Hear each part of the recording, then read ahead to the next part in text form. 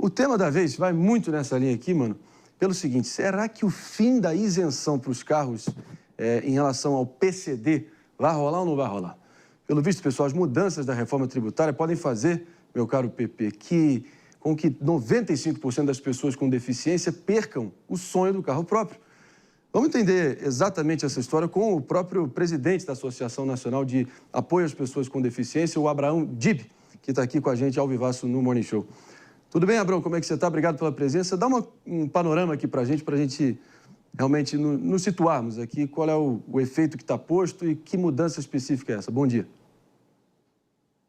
André, bom dia a você, bom dia a todos que acompanham a Jovem Pan. É uma alegria estar com vocês, levando um dos maiores retrocessos da história contra o direito de ir e vir das pessoas com deficiência. Nós alertamos o Congresso Nacional, durante toda a tramitação da reforma tributária, que o projeto enviado para a Câmara dos Deputados e o Senado Federal era um dos maiores retrocessos, retirando o direito de ir e vir das pessoas com deficiência. Por que eu digo isso?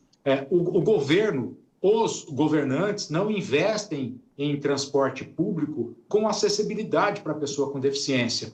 Nem o próprio Senado Federal tem acessibilidade para que as pessoas cheguem ao Senado Federal e à Câmara dos Deputados. Com isso, o que a pessoa com deficiência faz? Já que não há investimento em transporte público, a pessoa compra o próprio carro.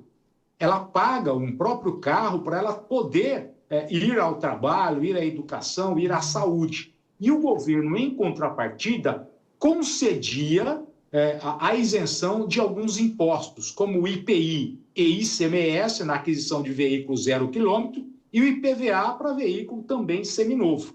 O que a reforma tributária diz? Olha, nós vamos manter a isenção. Só que só terá direito à isenção a pessoa que tiver a necessidade de uma adaptação externa ao veículo.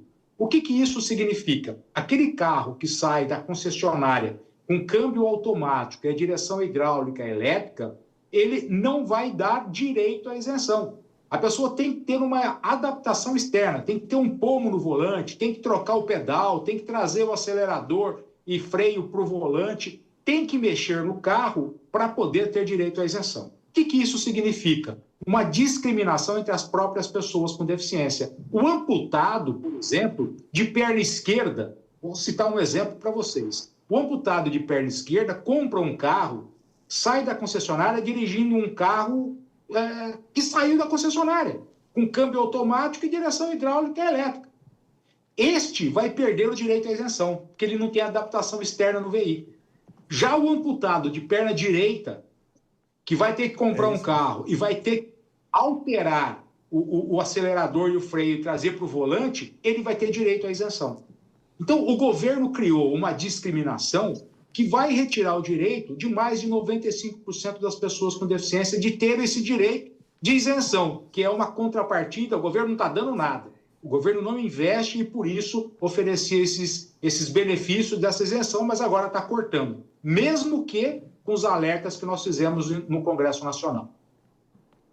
É impressionante, Abraão, impressionante, ainda mais levando em conta que, claro, de pessoas dessa faixa etária de 2 anos a mais, claro que, enfim, tem muitas crianças contempladas nisso, mas estamos falando de 18.600.000 brasileiros, o último levantamento do IBGE, que são pessoas com deficiência, né? Só para a gente ter dimensão desse grupo, né, afetado. Vamos que vamos, então, aqui com a nossa bancada para as próximas perguntas, Abraão. Vou aqui com o nosso David Tasso. Fica à vontade. Sim. Abraão, esse entendimento também dessa mudança é em relação... Porque houve uma certa mudança em relação à compra dos carros PCDs, porque as pessoas que não tinham deficiência acabavam adquirindo, ou uma deficiência muito leve. Você acha que também essa mudança foi revista por conta disso ou não teve nada a ver? Olha, Tarso, eu entendo o seguinte: eu tenho um cachorrinho na minha casa. Se o cachorrinho tiver um carrapato, eu vou matar o carrapato, não vou matar o cachorro. Se houve alguma fraude, nós somos contra a fraude. Quem foi responsável em aceitar a fraude foi a Receita Federal. Porque quando a pessoa compra um carro, ela passa por um processo dentro da Receita Federal para ter a isenção do IPI e do ICMS. E aí o governo não fez nada para combater a fraude dentro da Receita Federal. Aí ele vem e ataca o segmento num todo. Nós somos contra esse tipo de coisa. Sou totalmente contrário. Mas nós já questionamos onde é que está a fraude? Quantos fraudadores foram processados pelo Ministério Público Federal para devolver a isenção que ele teve? Mas o governo prefere, ao invés de combater, acabar retirando o direito. Então, não adianta você retirar o direito de todo mundo para depois querer dizer, não é bem assim. E mais, hein? O próprio governo federal, o próprio Ministério da Fazenda já admitiu esse erro na reforma tributária. Só que admitir, através de uma nota do Ministério da Fazenda, é uma coisa. E o presidente da República ter vetado isso na reforma tributária é outra totalmente diferente. Somos contra a fraude, Tarso, e nós não podemos penalizar todos em função de poucos que tiveram esse benefício. Volto a repetir aqui, né, pessoal? É assustador como nunca a solução no Brasil é acabar com os privilégios, nunca é diminuir supersalários, nunca é dar o exemplo, cortar na própria carne, enxugar a máquina pública, é sempre para criar uma nova taxa ou retirar o benefício de quem realmente mais precisa. E está aí um exemplo escandaloso aí que a gente está diante. Baita de um depoimento seu, Abraão. Eu vou aqui com o nosso PP, então, para a pergunta final do nosso papo aqui, tão importante. Abraão, bom dia. Obrigado por estar aqui com a gente, falando sobre esse tema tão importante. A minha pergunta vai no seguinte sentido. Eu queria saber o que vocês estão imaginando de pressão, né, do Legislativo e pressão institucional para rever essa norma, né, que, infelizmente, tira os carros das pessoas que precisam dos carros, né? É bom lembrar que o Brasil trata muito mal as pessoas que têm dificuldade de locomoção, né? As calçadas são irregulares, não é? E posso lembrar aqui outras situações que, infelizmente, faz com que as pessoas que têm qualquer tipo de dificuldade de mobilidade não consigam, né, ter o direito de ir e vir assegurado constitucionalmente, né? Pepe, até mesmo a família que tem uma criança com autismo. Como é que a criança com autismo, de um nível, por exemplo, 2, um nível moderado ou grave de autismo, vai para uma estação de metrô às 6 horas da tarde? E aí a família acaba comprando um carro. E nessa situação, essa família não vai ter direito à isenção, porque quem vai dirigir o carro é o pai e a mãe. E o carro não precisa de adaptação externa. Houve um problema muito sério entre Câmara dos Deputados e Senado Federal. Houve um acordo para que essa regra não fosse aprovada na reforma tributária no Senado Federal. O relator da reforma tributária na Câmara dos Deputados havia participado desse acordo e disse que ele acataria o acordo feito no Senado na Câmara dos Deputados. Só que ele traiu o Senado Federal. O deputado federal Reginaldo Lopes, do PT de Minas Gerais, que foi o relator da reforma tributária na Câmara dos Deputados, traiu os senadores. O que foi acertado no Senado não foi cumprido na Câmara dos Deputados. E agora nós estaremos, na próxima semana, retornando ao Senado Federal. Nós temos um grupo de senadores que estão aguardando uma proposta que nós vamos apresentar para que eles possam levar isso em frente e corrigir esse absurdo, esse retrocesso. De outra maneira, nós estamos com o jurídico da ANA-PCD já preparando uma ação direta de inconstitucionalidade, porque houve na reforma tributária uma discriminação entre as pessoas com deficiência, desconsiderando uma convenção internacional, desconsiderando o Estatuto da Pessoa com Deficiência, a Lei Brasileira de Inclusão, retirando aquilo que não era nenhum benefício. Era apenas uma contrapartida para que as pessoas com deficiência tivessem, pelo menos, condições de sair de casa. Porque muitos não conseguem sequer andar 50 metros, nem para a direita e nem para a esquerda, quando sai na calçada. Porque nós temos um Brasil que não tem acessibilidade para quase ninguém. Vamos continuar brigando, Pepe, Marinho e todos da Jovem Pan, vamos brigar, mas brigar até o último instante. Nós sabemos que nós estamos com a verdade, o governo fez algo de errado, admitiu, mas por enquanto não mudou. Nós vamos cobrar isso até o último instante para que isso não aconteça no Brasil, não aconteça esse retrocesso histórico causado por essa reforma tributária. Sem dúvida alguma. É um retrocesso histórico, é escandaloso, mas que você não retroceda também na sua reivindicação, que é mais do que bem-vinda, necessária e conta com o nosso total apoio aqui, Abraão. Esse foi o Abraão Dib, ele que é presidente da Associação Brasileira de Apoio a Pessoas com Deficiência. E fala contundente, fica à vontade sempre aqui, meu querido, para usar a tribuna do Morning Show aí para seguir com o seu apelo tão necessário. Obrigado. Obrigado, André. Meus amigos, Eu queria te ouvir, Mano Ferreira, antes da gente seguir adiante aqui, porque mais um daqueles casos que, como eu fiz um enquadramento aqui, né? Ao invés de dar um exemplo, sempre vão ali em quem mais precisa, no benefíciozinho, que é mais valioso para quem mais precisa. E o Brasil é uma coxa de retalhos, né, Marinho?